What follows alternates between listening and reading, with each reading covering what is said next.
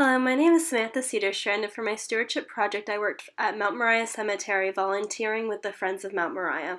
The cemetery was opened in the late 1800s and is home to many famous burial sites including Betsy Ross. There originally was a fund to take care of the cemetery, but the funds, along with the cemetery records, vanished. The cemetery closed in 2011 and now relies on volunteers to handle the upkeep of the cemetery. For this project, I was fortunate enough to work with these volunteers to clear the site that you are looking at now. This is before most of the debris was cleared, so the soil would be clean to start planting. This area was in stark contrast to the area that you see above, which where we were located was the highest point of Mount Moriah.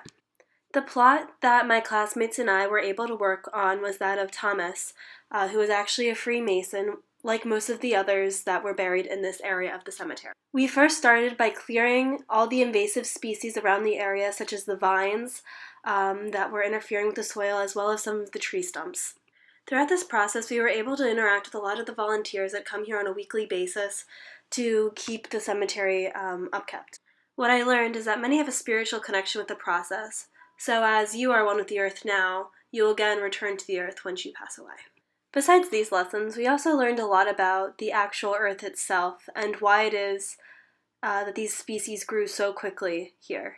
One of the coolest things about this process was being able to see insects such as spiders interact with the tombstones around the area, as long as other critters. As we really started to pull up the roots, we began to find even more of these insects' homes. After pulling up these roots, it was really neat to see caterpillars survive among all this debris. It reminded me that there's multiple ecosystems that interact together to form Mount Moriah. So besides digging up roots, we were also able to learn how to plant shrubs and trees properly into the soil. My group and I were given 2 lilac dwarf shrubs that we were able to plant on each side of Thomas's gravestone.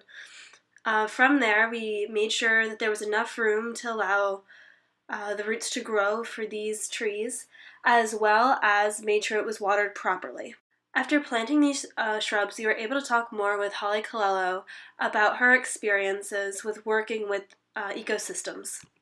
I think most people, especially if we come to a place like this, we can have all of these elements, but they have to be maintained or managed. Like asymmetrical. And, yes, planned out, not the, but I think like what we're talking about is it needs to have some kind of linear or some kind of like visual cue that this was purposeful. After speaking with Holly, we really got to understand why it was so important to have both areas that looked as nature had overrun it and also areas where the graves were respected.